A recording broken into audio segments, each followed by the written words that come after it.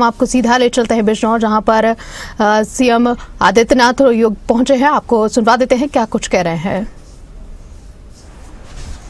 आपने यहां से श्रीमती सुची चौधरी जी को विधायक बनाया, आपने कुंवर सुशांत सिंह को विधायक बनाया, आपने श्री अशोक राणा जी को विधायक बनाया, आपने श्री ओम कुमार को विधायक बनाया। ये लोग केवल विधायक ही नहीं और सांसद ही नहीं, जब बिजनौर में है तो जनता के बीच, और बिजनौर के बाहर हैं तो दिल्ली में या लखनऊ में जाकर के बिजनौर के विकास की योजना की पैरोकारी करते हैं। वहां पर एक एक मंत्री के साथ बैठक करते हैं, मेरे साथ बैठक करते हैं, और फिर उन योजनाओं को यहां जमीनी धरातल पर उतारने के लिए प्रयास जो करते हैं, वह प्रयास आज बिजनौर के अंदर देखने को मिल रहा है।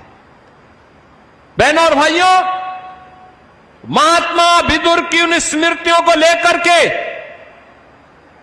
आज बिजनौर मजबूती के साथ आगे बढ़ रहा है, और उन्हीं बातों को लेकर के आज मुझे बिजनौर में 1000 करोड़ रुपए की मात्र 2 विधानसभाओं की बात कर रहा हूं। पिछले दिनों में बड़ा पूर्ण आया था और उस समय मैंने बुरहानपुर में सैकड़ों करोड़ की परियोजनाओं का लोकार्पण और शिलान्यास किया था, और वहां पर मुझे लगभग 3000 उन पाकिस्तान और बांग्लादेश से विस्थापितों को उनके जमीन के पट्टे उनको उपलब्ध करवाने का भी अवसर प्राप्त हुआ था, जो लोग लगभग 8 दशक से इंतजार कर रहे थे।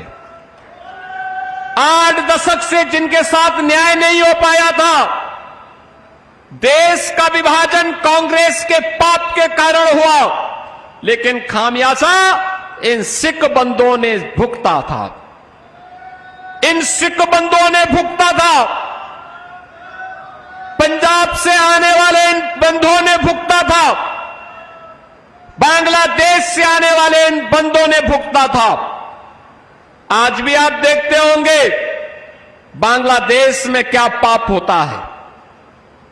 वहां पर दलित मारा जाता है, लोगों के मुंह बंद हो जाते हैं, कोई बोलता नहीं।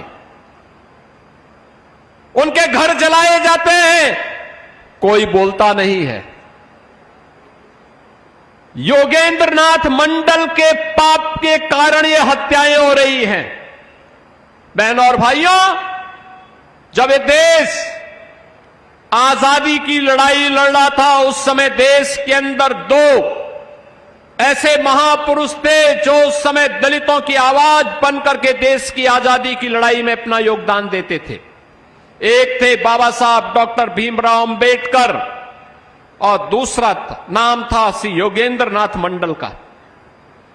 बाबा साहब भीमराव अंबेडकर सदैव भारत के अंदर भारत की आजादी के लिए ब्रिटिशर के खिलाफ लगातार मोर्चाबंदी किए थे, लगातार लड़ते रहे।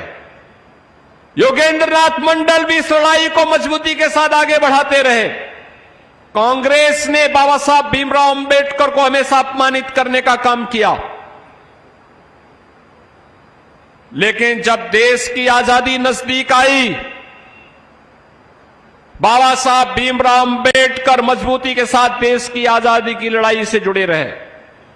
लेकिन योगेंद्रनाथ मंडल मुस्लिम लीग के बहकावे में आ गए।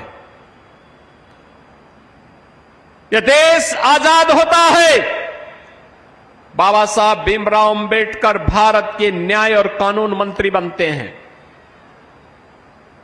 योगेंद्रनाथ मंडल पाकिस्तान चले जाते हैं, वे पाकिस्तान के कानून मंत्री बनते हैं। परिणाम क्या? देश का विभाजन होता है। विभाजन के बाद भी हिंदुओं का कत्लेआम नहीं रुकता है। योगेंद्रनाथ मंडल पाकिस्तान के प्रधानमंत्री से कहते हैं कि ये कत्लेआम रुकना चाहिए, तो वहां के प्रधानमंत्री ने कहा कि हम नहीं रोक सकते, क्योंकि हमने तो इस्लामिक स्टेट के रूप में पाकिस्तान को मान्यता दी है।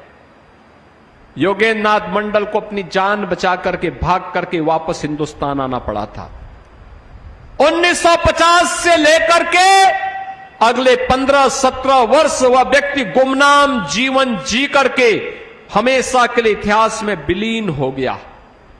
बाबा साहब भीमराव अंबेडकर, जिन्होंने देश के वंचितों के लिए, दलितों के लिए, पिछड़ों की लड़ाई को लेकर के लड़ाई लड़ते रहे, आज भारत के अंदर, दुनिया के अंदर वंचितों और दलितों के मसीहा के रूप में सारे समाज के लिए पूज्य हो गए। बहनों और भाइयों, ये है दो उन महापुरुषों की लड़ाई। एक ने देश के हित में काम किया था, एक ने देश के विभाजन के लिए कार्य किया था। और मैं ये बात आप सबसे इसलिए कह रहा हूं क्योंकि कुछ लोग फिर से आ गए हैं जो योगेंद्र नाथ मंडल बनना चाहते हैं। नाम बाबा साहब का लेंगे लेकिन काम योगेंद्र नाथ मंडल का करेंगे।